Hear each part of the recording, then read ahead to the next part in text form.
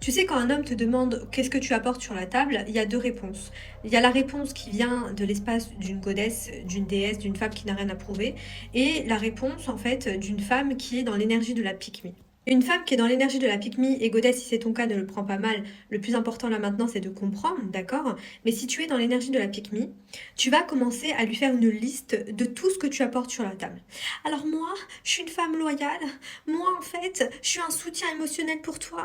Moi, quel moment c'est à la femme de prouver qu'elle a de la valeur? À quel moment, en fait, c'est à la femme de prouver, en fait, qu'elle mérite le mec qui est en face d'elle? Par contre, une femme qui est dans l'énergie de la goddess, de la femme qui n'a rien à prouver, elle va prendre cette question comme une information concernant l'homme qui est en face d'elle. Elle va se dire tout simplement, ok, lui, il n'a pas fini de grandir. C'est encore un petit garçon qui a besoin de grandir, qui a besoin d'expérimenter la vie. Peut-être que sa maman ne lui a pas expliqué, peut-être que son père ne lui a pas expliqué que c'est grâce à une femme qu'il est sur cette terre, d'accord?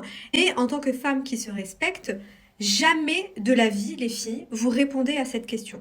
Jamais. Vraiment, cette question goddess, en règle générale, ne vient jamais d'un espace de bienveillance.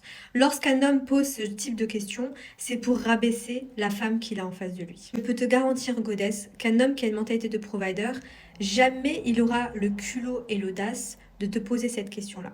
Jamais. Garde à l'esprit, goddess, que lorsque un homme te pose ce type de questions, remercie le ciel, remercie Dieu, puisque tu gagnes un temps énorme. D'accord? Tu vas pas te prendre la tête en fait avec un homme qui a une conscience de pénurie.